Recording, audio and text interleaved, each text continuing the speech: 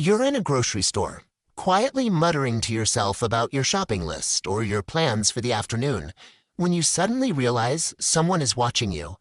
You feel an immediate rush of embarrassment. Maybe you quickly pretend you were just humming or talking into an earpiece. Society has a very rigid script for this. Talking to yourself is a red flag. It's labeled as strange, unstable, or a sign that you're losing your grip on things. But what if this judgment overlooks the actual mechanics of what's happening? To understand why the brain does this, we have to look at how it manages a high-volume cognitive workload. For many, the mind isn't a quiet space. It's a high-traffic environment. If you are a chronic overthinker, your brain functions like a processor with too many tasks running in the background. The brain isn't just thinking about one thing. It's managing past experiences, future anxieties, and immediate observations all at once. When these multiply and overlap, they create an unreadable cluster of mental noise, making it difficult for the brain to prioritize or resolve. The urge to speak aloud isn't a glitch. It's a mechanism used to take that swirling, abstract noise and force it into a structure the brain can actually navigate. Vocalization is a method of taking back control.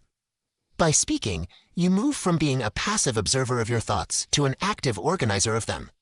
Speech creates a biological bottleneck. As you see in this diagram, swirling nodes are drawn into a tight funnel because the human brain can only produce one word at a time. It forces thoughts to exit the mind in a straight, linear pathway. This forces the brain to slow down. By translating abstract anxieties into sequential words, you give each thought its own space, allowing you to process them one by one instead of all at once. This is the role of the chaos coordinator. You are using your own voice to act as a filter, deliberately sorting through the noise to find what actually matters. This process untangles emotional data.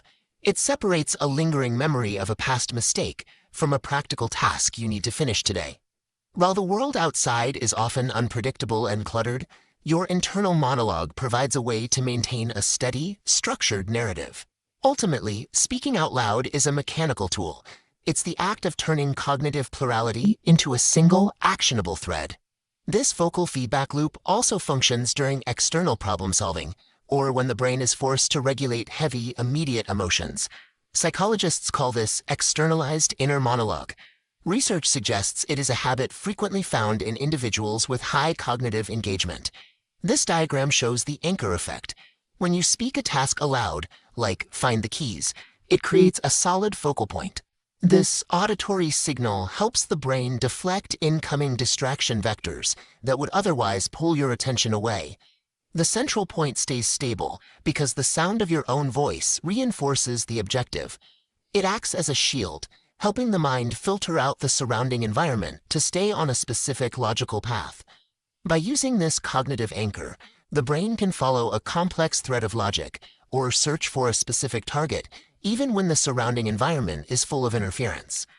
There is also a deeper psychological layer to this habit, one rooted in how we learn to handle emotional weight on our own.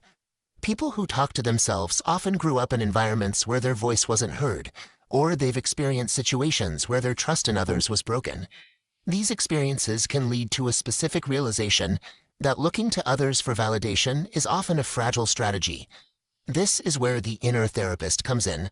By talking through your grief or frustration out loud, you are bouncing your thoughts off the only person whose presence and loyalty are guaranteed. This isn't about being antisocial. It's a specialized form of psychological self-reliance, developing the ability to comfort and counsel yourself. If you catch yourself having deep conversations with no one else around, recognize it for what it is. You are leaning on a private system of logic and experience that you've spent your entire life building. In a world where many are uncomfortable being alone with their own thoughts, the habit of speaking with yourself is a sign of a mind that has become its own sanctuary. Keep talking. Keep processing. Be your own voice of reason.